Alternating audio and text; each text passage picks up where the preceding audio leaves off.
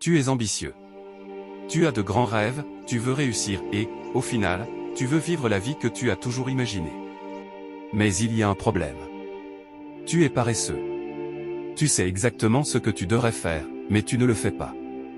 Ce qui te mène à ressentir de la culpabilité, parce qu'au fond de toi, tu sais que tu es capable de plus.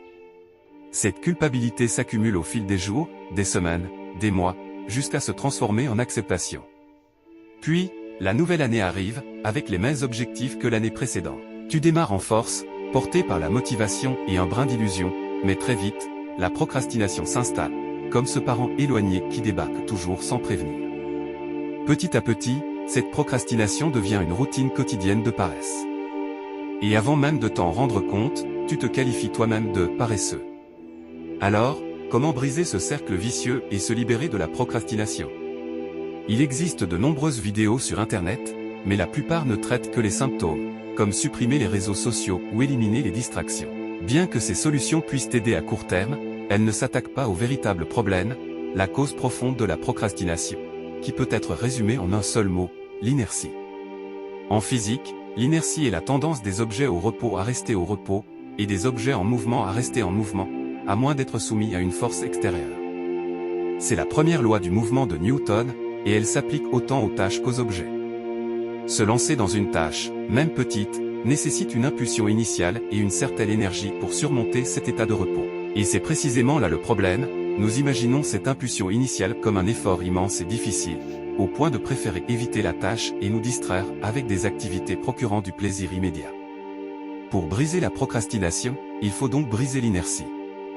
Et il existe deux façons d'y parvenir. Le début est toujours la partie la plus difficile, alors rends-le aussi simple que possible en réduisant l'enjeu et en faisant le plus petit pas en avant. Par exemple, si tu te dis « je dois m'asseoir et écrire une dissertation de 5000 mots », l'inertie sera trop forte, car l'objectif semble énorme. Mais si tu te dis « je vais juste écrire 50 mots », l'effort paraîtra bien plus accessible et il sera plus facile de commencer sans devoir compter sur la volonté ou la discipline. Une autre technique populaire est la règle des 2 minutes. Si tu n'as pas envie de faire une tâche, dis-toi simplement que tu vas la faire pendant 2 minutes, puis arrêter si tu le veux. Par exemple, tu n'as pas envie de ranger ta chambre. Mais une chanson, commence à ranger, et arrête quand la musique s'arrête. Le plus souvent, tu continueras au-delà de 2 minutes, tout comme tu finiras par écrire plus de 50 mots. Car, comme en physique, un objet en mouvement reste en mouvement, une fois lancé, on prend de l'élan, et cet élan nous pousse à continuer. Au début, c'est comme pousser une balle en montée, mais une fois l'inertie dépassée, tout devient plus facile. C'est pourquoi il est essentiel que cette impulsion initiale soit petite et facile. En d'autres termes, réduis l'enjeu et commence par 2 minutes.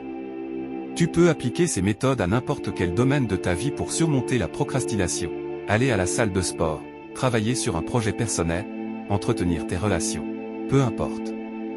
Comme l'a dit Martin Luther King, tu n'as pas besoin de voir tout l'escalier, commence simplement par la première marche. Si cette vidéo t'a aidé, n'oublie pas de t'abonner, partager avec ceux qui en ont besoin. Et dis-moi en commentaire, quelle est la tâche que tu vas commencer dès maintenant?